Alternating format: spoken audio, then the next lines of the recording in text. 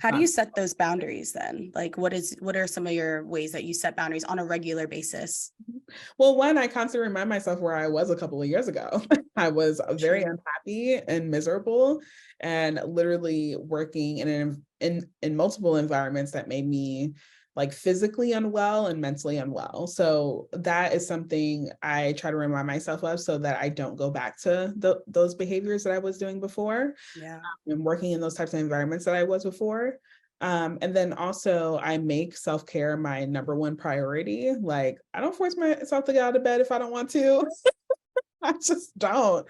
I think too, you are good at saying no with your whole chest. Mhm. That's hard for a lot of creatives sometimes. Like we talked about, obviously, the money piece, but even like thinking of everything like, oh, that could be an opportunity, or oh, even just like overthinking, like, should I make it work?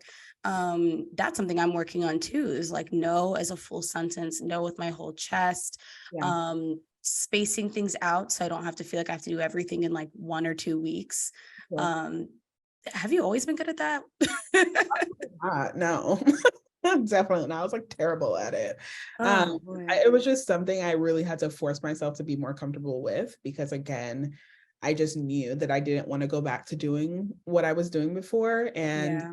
I think one of the things I won't say I regret because I think, everything is a part of the journey, but one of the things that I was pretty shitty at earlier on in my career was establishing boundaries with my coworkers, teammates, managers, all of that.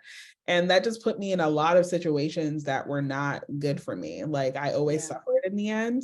Yeah. And, you know, brands, companies, whoever you work with, they're always going to try to get as much as they can out of you with, of course, without compensation. Of course. Of And course. even They're if gonna they were try it. compensating you, like, they'll stretch you to your limits. And for me, I had to get comfortable with saying no out of necessity because I just kept saying yes to things for so long.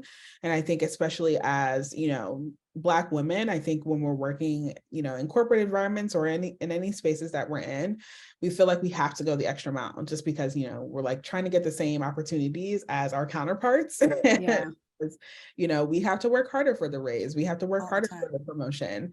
And I found with that mentality, which is also a scarcity mindset, I found that never benefited me. It never got me the raise, never got me the promotion. And then you're always way more bitter because you're like, I put my Yes, heart and soul to this, but then you kind of have to look back and be like, girl, nobody said to. nobody Nobody said asked to me do to all do that. it.